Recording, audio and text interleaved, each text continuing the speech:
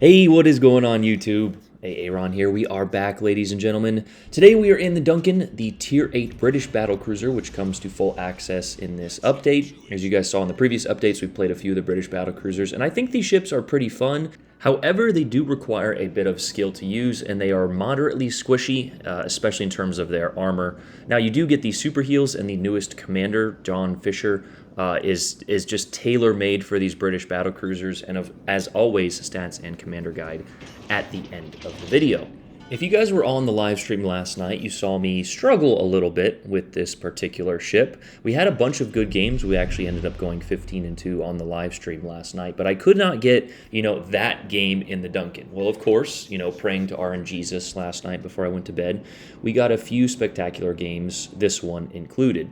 Unfortunately, I had an even better game before this. It was actually a 5-on-5, but I almost felt like leaving that game. I truly hate those small games. It just kind of ruins the overall nature of the game. But anyway, we ended that game, and it was actually against a pretty good triple division as well. We went in there solo, and yeah, we finished with 3,800 base XP and around 200,000 damage. So when put in the right positions and RNG, goes your way, you can absolutely do wonderful things in this ship. And as I explained last night to a certain gentleman, this ship in particular is probably not going to be considered overpowered in any regard. Maybe to a few people who get the paid actors, such as this Temeraire here. But I don't think this ship is really going to be labeled as OP. But this ship and the British battlecruisers kind of break up the mold, such as the German battlecruisers did, right? I'm kind of tired of playing the casual bow-tanking battleship that just moves forward 2 or 3 kilometers and snipes 80% of the game. If that's how you want to play, by all means, do it. But I have nearly over 20,000 battles in the game as we take a blind fire here. I'm not exactly sure why our Akazuki decided to smoke up. But anyway, to the strategy of the game, you definitely want to make sure you are angled. We actually get an incapacitation. No hits, though. If you guys did not know, HE especially, I actually don't think we figured this out, but shells, definitely HE, can cause splash damage, and you can get defend ribbons and incapacitation such as we just did as we watch our Akazuki smoke up in front of a radar destroyer and then sit there in the torp lane. But anywho, the HE can cause those incapacitations without actually hitting the ship as we watch our Z-44 go down. And that is when we notice that the Småland launched a beautiful set of torpedoes. If you will notice, however, though, we did not put out one single fire. Why? Well, we have the super heals, which we used, and we were almost back up to full health. And you never want to put out a single fire unless you are in full cover and you are not going to get spotted again. If we had put out that fire, that would have been a little bit of a flood there based on, when we put out the fire. So just something for a lot of my, battleship players, especially the British battlecruisers, to keep in mind. Those heals will save you. But let's go ahead and get into a little bit of the strategy here. You'll notice we are in a central location, and at this point, I'm like, okay, our Akazuki is basically one shot. We already lost our Z-44. This is going to be a rough game, but by putting myself and sort of angling myself in this central position, I can get a lot of broadsides, especially on those ships moving behind the islands there on the south side of sea.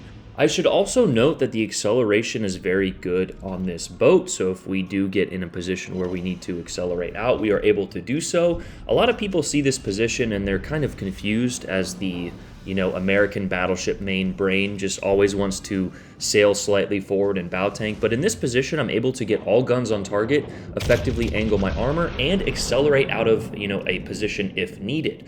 But basically, I'm just sitting here playing with my throttle as we get another salvo on that Temeraire. And we finally pray to RNGesus and get the salvo we kind of deserve. That Temeraire has a large citadel, and the previous salvo, we got like 1 or 2 hits for, 3 or 4K, and those were kind of the salvos I was getting last night on stream. We're missing a little bit of grouping, and I could probably change up my build as we lead this shot. I thought the USS Black was going to turn out, but he actually did a full turn in. And of course our team misses, and so do we. Unfortunately, you can see those shells go a touch high. We aimed high, and they actually do go high, but he turned in dodging those. And here's a little bit of a frustrating situation. We switched to the HE, and we can actually see our teammates lobbing the Anchorage instead of the one-hit USS Black. We loaded the HE for the USS Black, but he unfortunately disappears. And ammo choice is always going to be kind of a difficult, topic in this boat. You could spam the HE, as you see. We just got a beautiful 5 pens for a double fire there. The fire chance on this boat is actually 47%. It's very high, so the HE is definitely a choice. But when you get those broadsides, I absolutely want the AP, and upcoming is the reason why. I think this Anchorage shot within his smoke firing penalty. We check the torpedo tracker to see which direction he's going. Lead it right at the waterline. He's backing up and turning in. And yes, good night, Mr. Anchorage. Thanks for playing. So 2 Citadels, 4 pens there.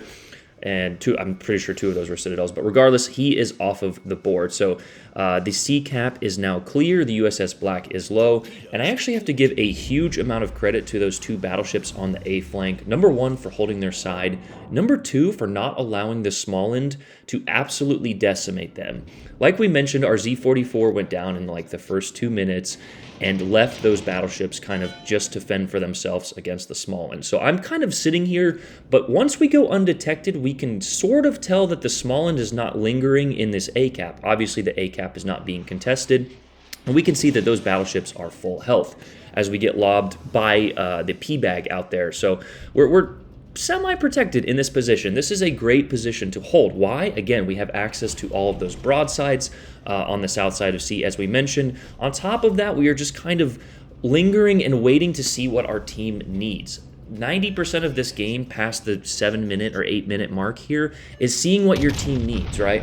I was in a game earlier today where all of our team was just huddled in one cap and one square, and it's like, guys, we're losing objective points, right? Think about what our team needs. Now, I'm going to be honest, whether it was due to our angle or not being completely broadside, that Musashi didn't really pay us that much attention. And we have gotten absolutely chunked. You have a 32 millimeter belt, so that Musashi can overmatch it at pretty much every angle. So I don't know why he didn't shoot at us, but he chose not to. He was more focused on the cruisers, which is arguably a better decision. But if he would have been paying a little more attention to us, or even moved a little bit more forward, as you can see, we are now undetected. Then we could have taken a little bit more damage from him. But again, we're just kind of sitting in this position, throwing a few shells out. We turn out a little bit here. We switch to the AP, but I decide that the HE is just a better ammo selection in this situation. Why? That Musashi is just sitting there bow tanking. Again, bow tanking in a ship like that is technically the correct play, but if you've noticed the distance he is from the rest of his team, he's not helping them in any way. So if he would have moved forward, he could have absolutely chunked my armor. We know that the Musashi and the Yamato have ultimate overmatch. And there's a good example of just why positioning matters a little bit more than other things. And a huge shout out to our team. They got rid of that Iowa, that Temeraire, as well as that USS Black out there on the flank. So a GG's to them. They absolutely did their job. Some people complain on my videos. It's like, oh, Aaron calls out his teammates when they do bad. It's like, well, yeah.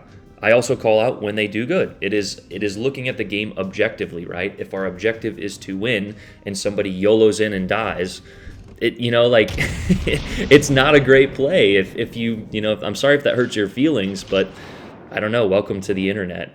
Anyway, this Musashi has finally decided to move in as we are getting focused by a few ships, but again, angling and position are far more important. Although this ship does have great acceleration, so something, to keep in mind here. Again, we're looking at the torpedo tracker. You do have the 2 front firing torpedoes, which supposedly do a lot of damage, but we actually hit a Napoli in a game earlier today, and it didn't finish him. He had like 20,000 health, but regardless, we catch that Musashi on a double fire. So we've done our job, right? This game is kind of winding down with our team doing their job on the right flank. And again, a huge shout out to our battleships on the left flank. They have survived a Småland roaming free, torping at will for the last, 7-8 minutes, which is honestly impressive. On top of that, they have been, protecting the cap and not allowing those battleships who should have probably pushed the advantage. But again, here the Musashi decides that he doesn't want anything to do with us, which is probably fair. Those DPM cruisers on the right are a much bigger threat. And this is when I make a slightly risky turn as we catch him with another fire. I'm going to be honest, for a ship with a 47% fire chance, I don't feel like you know, fire chance is one of those very unique things. It's based off of, you know, your commander, your build, but also the enemy ship's hull, the enemy ship's build, you know, whether or not they're on damage con. Just a fun fact, if a ship is on damage con, you cannot break their turrets or set them on fire. So, you know, if you know that your turret's about to be broken or you're about to take a torp or something, hit that damage con. But make sure that it's, you know, it doesn't go off of cooldown. Here, the Smalland was firing away as he can see his team is losing. He starts to turn in. I hold the shot. I'm waiting for him to make a move. And then as I shot it, I realized that these things don't have the best shell velocity, and he probably had his engine boost on. Regardless, it is a destroyer and he's a fast ship, so we kind of whiffed that shot. But we can see that the Smalland is coming around the corner. The Musashi is kind of low on health. And if you're thinking what I'm thinking, this is how you get double strikes, guys. You see that two ships are very low. I actually decided to, you know, shoot two turrets at this Musashi here. I wasn't sure if one was going to do it for the Smalland. We see that the Smalland is not going that fast. I still should have led these shots better. We get the kill on the Musashi, and we actually clip the Smalland for the double strike. So, just a little pro tip. If you see two ships that are low health, go ahead as we activate the horn there. You know, it's kind of like the finger guns in the game, but if you see that two ships are low health, shoot one, immediately target the other. You can add to the double strike list of medals. So we got a dev strike, we got a double strike. Can we finish the game with a high caliber? We see that this Tirpitz B here is backing up, and again, we're using our torpedoes to determine that. He is slowly reversing. Again, I'm not sure why he didn't rush those two battleships. If the him and the Smalland would have coordinated, they probably could have taken out those two and then, you know, flanked us from behind. But they didn't. Like I mentioned, a huge shout out to our two battleships over there on that A side for simply holding. You guys saw it last night on stream if you were watching. Few games, we just got the weak side, and yes, we kited away. We did not play it like a man, but as a result, the enemy chased us. We got, you know, fires. We angled, you know, to their salvos, and our team on the other flank won, and we, you know, and as a result, you win the game. So here, unfortunately, we don't get this last salvo to connect, which I was hoping would have given me the high caliber, but the entire, you know, the game isn't all about damage. Somebody on Zarkoon's video is like, well, if Aaron doesn't get 100K, I don't consider it a good game. Well, I mean, to me personally, and it's about what ship you're in. If you're in a destroyer, it's not about damage. I've said that. But obviously that person doesn't watch me enough making ignorant comments like that. So, anywho, 2275 with 141, and, you know, we've gotten a bunch of Dreadnought medals from this ship. So, here she is in all of her British glory, the Duncan.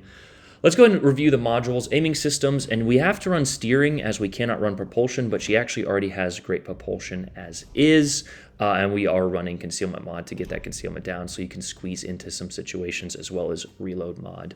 Let's go ahead and look at the stats of this beast. 79,940 health. You gotta, you know, it's up there for tier 8 battleships. 3x3 419s with a 19.6 kilometer firing range. 25-second reload there with a 47% fire chance and a 13,000 max AP alpha strike per shell. So again, decent guns, but last night they just weren't connecting. This morning they were. That's how RNG goes. The 2x1 or 1x2 torpedoes, 2x1, you get one forward-firing torpedo there. AA defense is 77, maneuverability is 53, and concealment is 13.2 there. A little more on the torpedoes. You have the two forward-firing torpedoes there. You can brawl with this ship. It does actually have decent secondaries, but I wouldn't recommend it. The armor is so squishy, you can very easily get overmatched on your bow. If you can find yourself in the right positions, then yes, but if not, I would just recommend playing her at mid-range, and then, you know, when the situation calls for it, you go ahead and push forward. But here is the commander we're running, Mr. John Fisher with his nice base trait, Flammable Cannoneer, Dance with Death, as well as Reformer. I would recommend this commander and these two perks, especially. On top of that, you get Master Mechanic. Make sure you get him up to 16, at least Legend 1 or Legend 2. That gets you the double extra heals for Master Mechanic. The inspirations were Paulo di Ravel as well as Angelo Icacino for that really low reload, like we mentioned, the 25 seconds, and it'll actually get even a little bit lower, you know, the more health you lose with that second perk there. And finally, let's go ahead and take a look at the very, very squishy armor that the Duncan has. And that is a balancing factor. These ships would be absolutely broken if it didn't. But that massive, you see that bow? And that is why we kind of stern tank or reverse kind of kite there. You do have some a moderately protected citadel, but that 32 is going to get overmatched very easily by Musashis and Yamatos. So if you're rushing in trying to use those front firing torpedoes, just look what you're facing. Anything that can overmatch you, basically 15 every battleship with the exception of like maybe the Odin, I think, at tier 7. And again, the legendary tier battles that we were in, we were definitely, you definitely felt like a tier 8, which is probably, to be said for every tier 8, but just keep in mind that your armor is not that great. I also think there's a little bug with the armor. It says 10, but I think that's a 32 millimeter deck based off of the color there. But yeah, that is the Citadel. It sticks out of water pretty well. There was one game last night, we were just talking about a topic, and I got absolutely blasted. I've gotten hit a few times, not dev struck just yet. You can heal a little bit of that back with the super heal, but just try not to sit broadside or take those massive, hits. But she's got a chunky casemate, so if you do angle, and she does have that unique, like, look how ugly this ship is. It's a beautiful, ugly mess. I really actually enjoy the look of the British battle cruisers, except for this one. She's got that middle turret there, which requires kind of an open angle to fire. So you do get the 2 front turrets, and she actually doesn't have a rear turret, but I prefer that kiting angle. So there is the overview. Big guns, full ahead, and greater heal. The G3 project became the development of the 1920 series of battlecruisers. The reduction of the gun caliber to 16.5, as well as the length and displacement, was distinguisher from previous optimistic designs in the beginning of the 1921. So this is an old, very old design. But yeah, that is kind of the little overview. I like to read those sometimes. It's always interesting. Naval history is I feel like most of us who play this game are a little bit of naval history buffs, but there's the Duncan, kind of that ugly, beautiful, British battlecruiser design. But yeah, that is the video, guys. Hope you guys enjoyed it. Let me know what you guys think. I love you guys. Have a great day. Aaron out. Peace.